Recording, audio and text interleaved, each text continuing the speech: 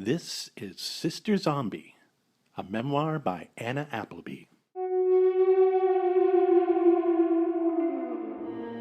This podcast is performed by Angie Morency, written and produced by Harold Brody. For all information about music and sounds, including links to composers and tracks, go to sisterzombiessounds.info. When we last left our story, Anna had brought her mother Doris back to life, but unlike Chloe, the zombified Doris had gone insane.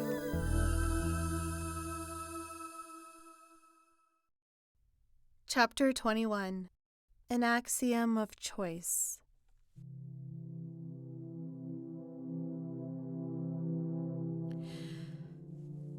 You must forgive me, dear listeners, for I have quickened the telling of my tale in excess and have been lax in the details. You duly remember the picture of myself and my Chloe in her last natural breath, agitated though it was, stuck there upon the rock face, a fatal height above the ground. I have circumvented what is vital in that moment, something which bears at the core of your faith in my telling. For if lies beseech a narrator, then vent your anger upon her and listen no further. But I ask your forgiveness in this matter, and seek to redeem myself in the now, my pretext being my fragility, in worries most substantial, given especially my youth, so unused to solemnity as this. In the plain, I address my culpability in the death of my Chloe, an issue I have shrugged off or eluded or denied, or any number of avoidances which in itself is telling. Allow me now to be clear.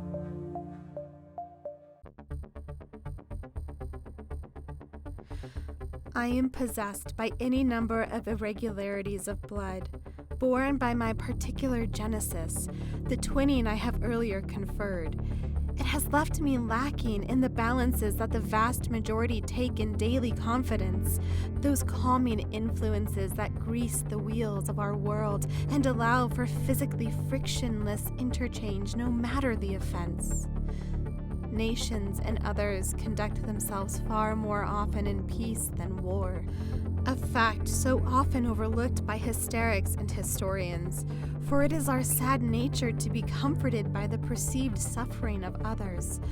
But this is the material for volumes of discourse, and I shall not continue to address it here.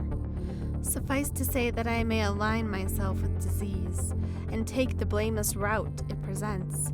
But this is not my end. I suffer the gift of cognition and the charges that result.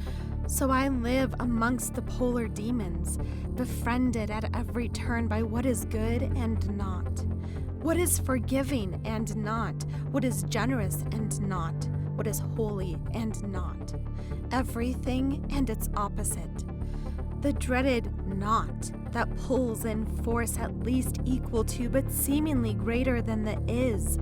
For the dark pole has more gravity, will be victorious in the end, buoyed by its affinity with the master force, the all-encompassing end we call death. What happened on that rock face was just another one of its victories. With no intermediary to govern me, I succumbed, for that's all I could do. For this, I take the blame in full.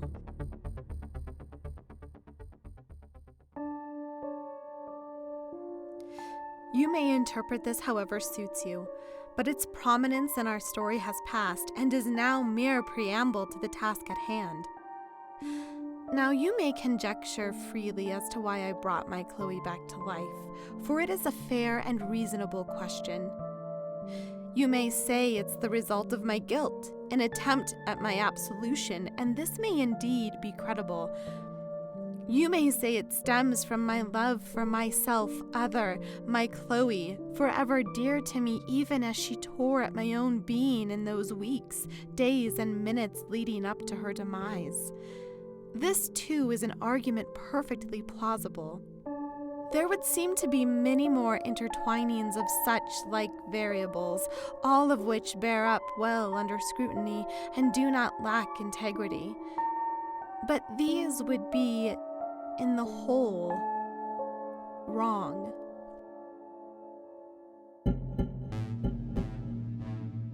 It's impossible to underestimate the immensity of all the events leading up to this exact point in my life. My shared birth, my early love of my Chloe, her early hatred of her reflection that is me, our descent into adolescence, the James thing, all culminating in that horror moment on that rock face, followed by my final ostracism. I had lost everything. My Chloe, my home, my family, my object of lust. School was less than the nothing it had been to me before. Even my precious words had failed me, for no soothings from my Miss Emily could approximate the terror of my current position. All that I had in me was my newfound power as a priestess of voodoo, a life giver to the dead. But obviously I could share my new gift with no one. What's more, this ability reconfirmed to me more fully my status as a freak among humans. Thus, the natural course of my life seemed painfully clear. I was being hauled away into my alone space, population 1, where only the gods could hound me. Their voices told me best to make the most of it. Best to disappear completely, with no fanfare, no mention, no trace.